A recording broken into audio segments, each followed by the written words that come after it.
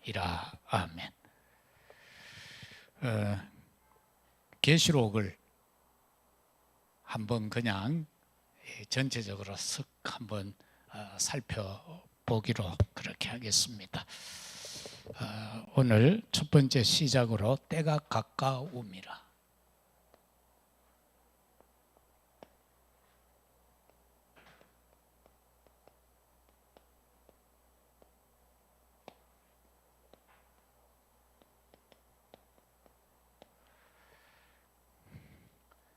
이거는 참 우리가 해석하기가 참 난해한 성경인데, 그래서 요한 칼빈 같은 경우는 계시록을 주석을 안 했어요. 안 했는데 그 후대들이 이 칼빈 주석을 발간해내면서 딴 사람들이 해서 칼빈의 이름으로 요한 계시록을 까지 보면은 주석이 되어져 있는데, 그거는 칼빈이 한 것이 아니고 그 다른 제자들이 해서 넣은 것이다, 그렇게 보면 되겠습니다. 서론적으로 우리가 계시록을 놓고 생각을 할 때에 첫 번째는 계시록의 명칭과 목적입니다.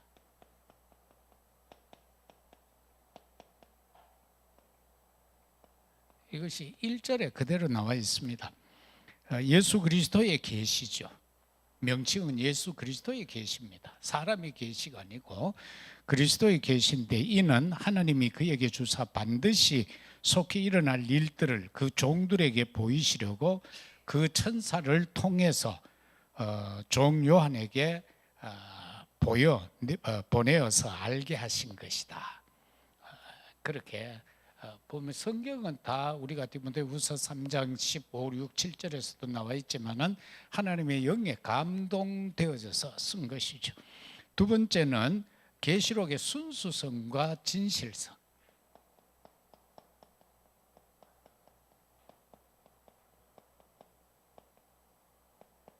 이 절을 통해서 보면은 요한은 하나님의 말씀과 예수 그리스도의 증거, 곧 자기가 본 것을 다 증언했다. 그래서 이게 계시록의 순수성입니다. 하나님의 말씀, 그리고 그리스도의 증거, 천사를 통해서 계시로 보여준 그것만 기록했다. 딴 거는 없고요. 그래서 아주 난해합니다. 본 것을 그대로 막 적어놨기 때문에 나중에 들어가다 보면은 막 여러 가지 짐승에 대해서 나오고 이러면은 그걸 또 자칫 잘못 해석해 버리면은 또 큰 문제를 일으킬 수도 있고요. 그래서 이 계시록에서 많은 이단들이 나오고 또 그렇게 했습니다. 그 다음에는 이 성도에게 주어지는 축복입니다. 계시록은 성도에게 준 축복이에요.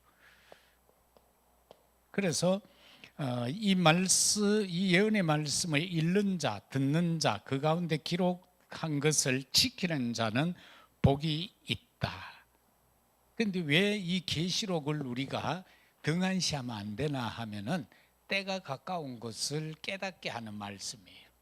이 시대가 주님이 오실 날이 가까웠다는 것을 깨닫게 하는 겁니다. 다시 말해서 이거 내일 모레 온다 그런 계시가 아니고, 장차 이 계시가 오기는 이렇게 되어지는데, 그러나 이 전체를 통해서 볼 때 중요한 것은요,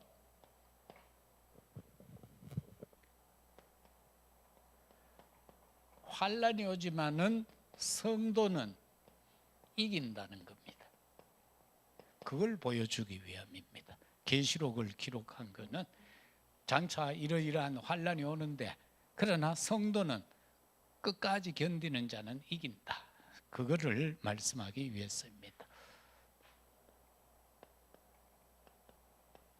첫 번째, 그러면은 우리가 계시록을 살핌에 있어서 가장 먼저 우리가 몇 가지 관하여 알아야 되는데, 첫 번째는 성부 하나님에 관해서 우리가 바로 알아야 돼요. 하나님이 어떠신 분인가 그걸 모르면 안 되죠. 8절에 보면은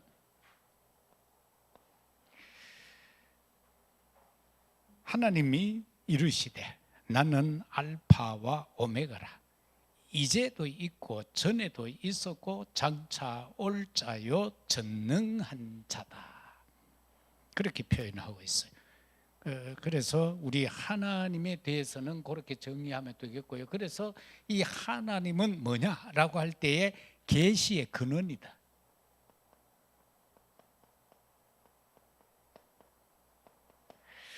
계시의 근원인데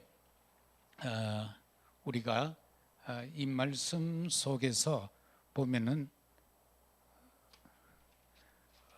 저와 여러분들이 붙잡아야 될 것은 다니엘 계시의 근원이 4절에서 5절로 나옵니다. 요한은 아시아에 있는 7 교회에 편지하노니 이제도 계시고 전에도 계셨고 장차 오실 이와 보좌 앞에 있는 7 영과 그 충성된 증인으로 죽은 자들 가운데서 먼저 나시고 땅의 임금들의 머리가 되신 예수 그리스도로 말미암아라고 이렇게 하면서 계시의 근원이 딴 데가 아니고 하나님께서 이 7 교회를 통해서 역사하실 것을 그렇게 말씀하고 있습니다. 그리고 다니엘서 2장에 들어가서도 하나님이 계시할 내용에 대해서 분명하게 말씀합니다. 그리고 그 다음에는 절대 언약 주권, 하나님의 절대 언약 주권, 그리고 하나님의 계획과 목표가 있다는 것, 이것을 저와 여러분들이 붙잡아야 됩니다. 모든 것은 하나님의 절대 언약 속에서 나옵니다. 그리고 하나님의 절대 주권입니다. 그리고 하나님 계획 속에서 다 이루어지고 있고 하나님의 목표가 분명히 있습니다. 그것은 목표는 우리가 이때까지 자주 말해온 건데 딴 거 아니죠. 이게 하나님의 절대 목표입니다. 그 다음에 문제와 답을 하나님은 동시에 말합니다.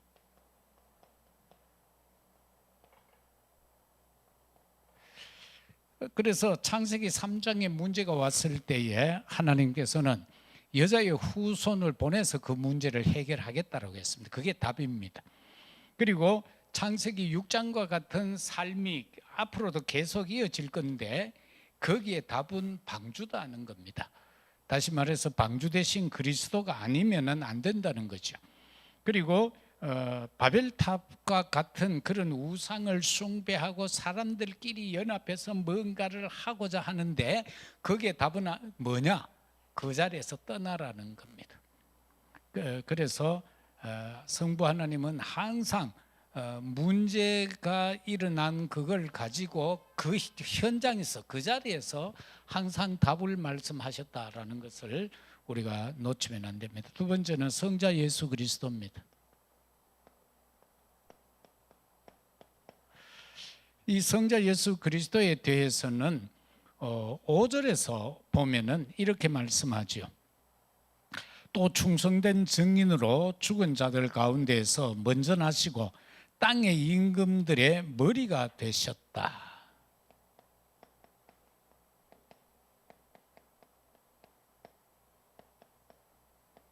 이 지상의 모든 서밋들이 있습니다. 각 나라는 대통령이다 또는 총리다 이런 식으로 해서 서밋들인데 아직도 군주 국가가 있고요. 그런데 예수 그리스도는 이 모두의 머리다. 이거를 우리가 놓치면 안 됩니다. 그리고는 또 말씀하기를 5절에서 그의 피로 우리 죄에서 우리를 해방시켰다. 그의 피, 예수 그리스도의 피로 우리 죄에서, 우리의 죄에서 우리를 해방했다.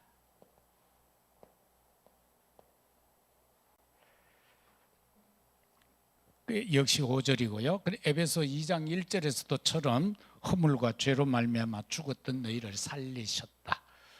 피 흘림이 없이는 죄 사함이 없다. 그리고 성자 예수 그리스도는 우리에게 신분과 권세로 역사하십니다.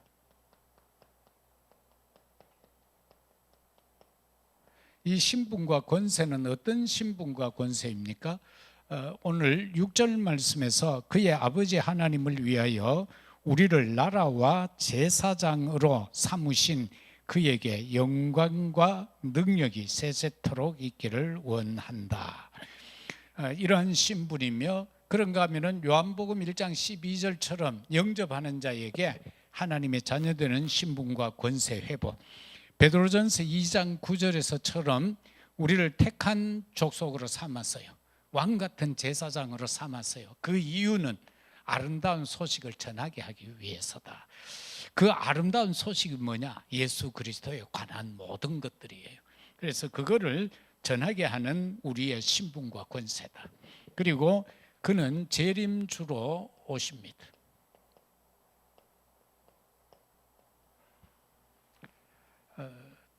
그 내용은 7절과 8절입니다. 볼지어다 그가 구름을 타고 오시리라. 각 사람의 눈이 그를 보겠고 그를 찌른 자들도 볼 것이요 땅에 있는 모든 족속이 그로 말미암아 애곡하리니 그러하리라. 아멘. 이렇게 말은 이대로 될지어다 그 말입니다. 아멘이라는 것은. 그래서 그런데 여기에 보면은 과거 형태, 과거가 기록이 되죠. 그를 찌르는 자들도 볼 것이다. 이거는 이제 전부 백보자 앞에 서는 겁니다. 산자와 죽은 자가 다 부활한 상태로 하나님 앞에 서서 백보자 앞에서 심판받을 그 모습을 말하죠. 그들뿐만 아니라 지금도 그때 그들과 같이 그리스도를 비난하고 그리스도를 박해하고 믿는 자를 박해하고 핍박하는 지금 이 시간도 있는 그들, 주님이 재림하실 그때에도 그와 같은 행태를 하고 있는 자들, 그들도 여기에서 모두가 그 사실을 보게 된다는 겁니다. 예수님 오시는 것을. 예수님이 승천하실 때에는 500문도가 그 자리에서 봤지만은 이와 같이 장차 내가 오는 것을 너희들이 볼 것이다 그랬거든요. 그래서 이것을 저와 여러분들이 꼭 깨달으면 되겠고요. 그래서 어떤 사람은 장난삼아 그런 얘기를 해요. 예수님이 재림하시면은 이곳저곳에서 다 볼 것 아니냐. 그럼 날짜는 어떡하냐. 우리하고 미국은 날짜가 하루 차이 나잖아요. 그래 쓸데없는 생각을 많이 해요. 그 날짜라는 것은 우리에게 필요해서 준 거지 꼭 예수님이 그날에 와야 그 시가 양쪽에 맞아 떨어지는 그건 아니죠. 왜? 동일하게 보는 게 중요하지. 여기는 예를 들어 월요일인데 저기는 화요일이다. 그게 문제가 되는 게 아니다. 그런데 그걸 가지고 또 고민하면서 하는 사람들도 많아요. 그렇기 때문에 이 계시록은 그런 형태로 풀면은 전부 이상한 대로 흘러가게 되어져 있습니다. 그 다음 세 번째는 보혜사 성령에 대해서 저와 여러분 알아야 됩니다.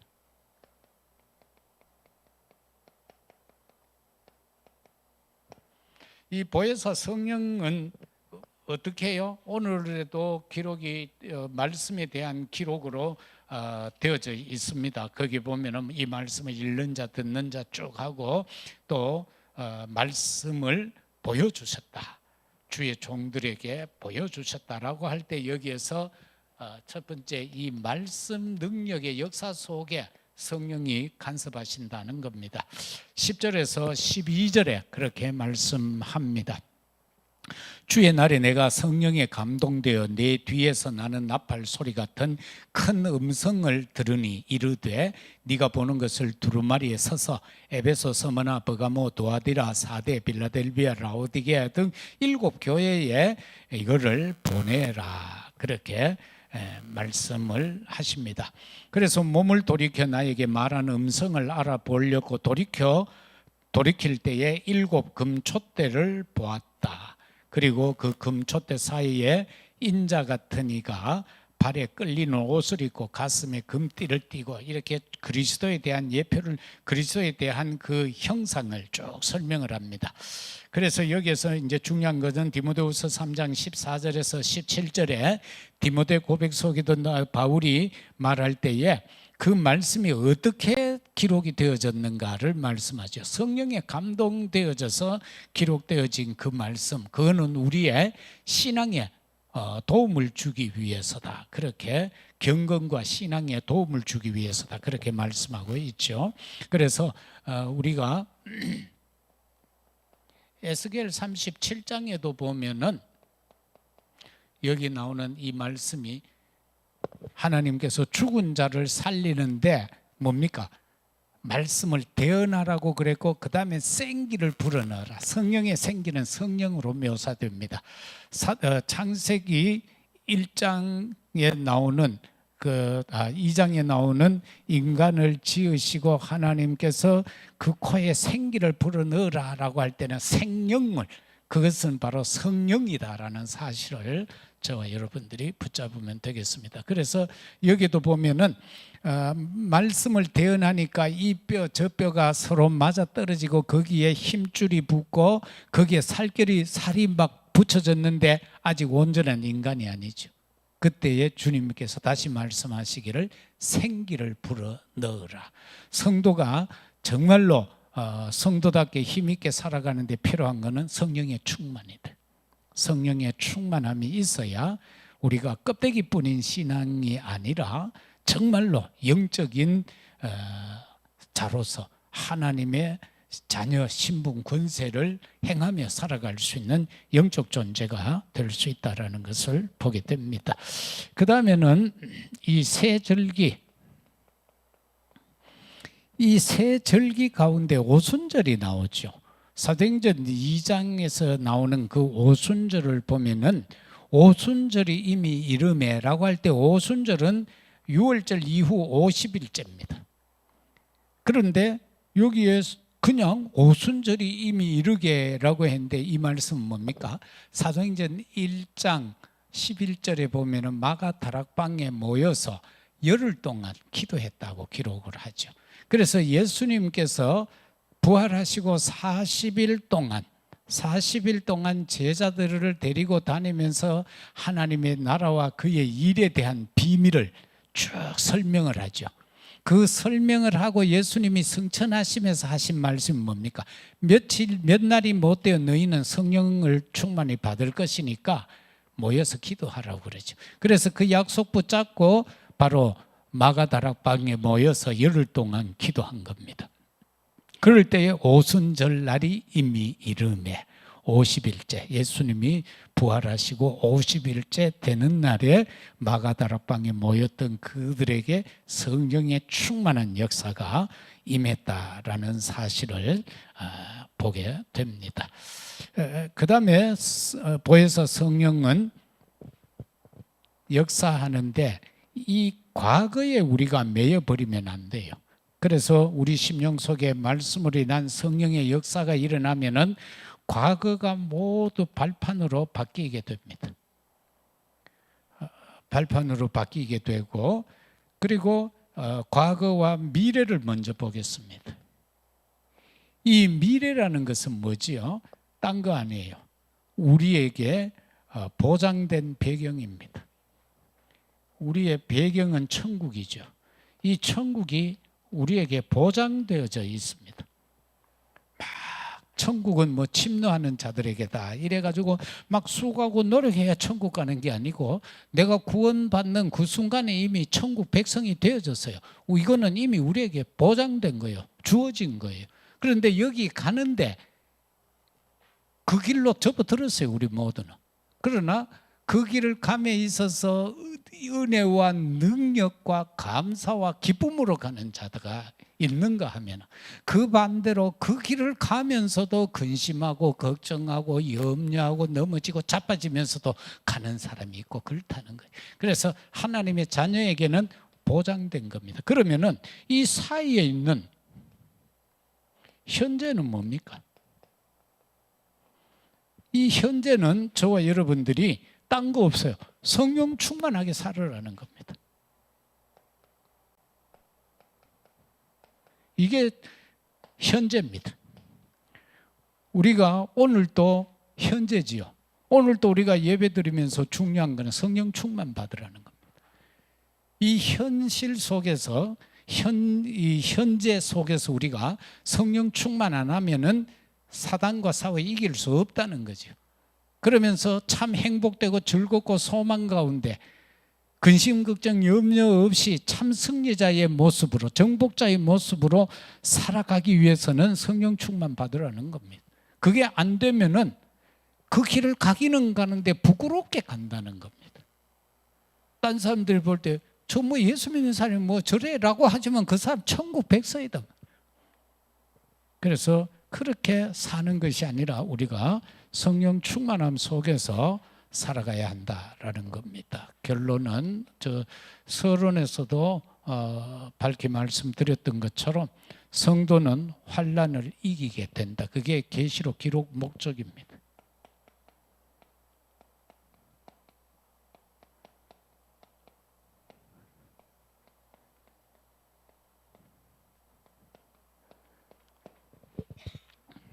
그래서 이걸 이런 중심으로 해서 앞으로 계시록을 일단은 7교회를 통해서 오늘 이 시대에 살아가는 우리 교회된 우리가 어떻게 살아야 할 건가, 그걸 한번 살펴보는 그런 시간을 갖도록 하겠습니다.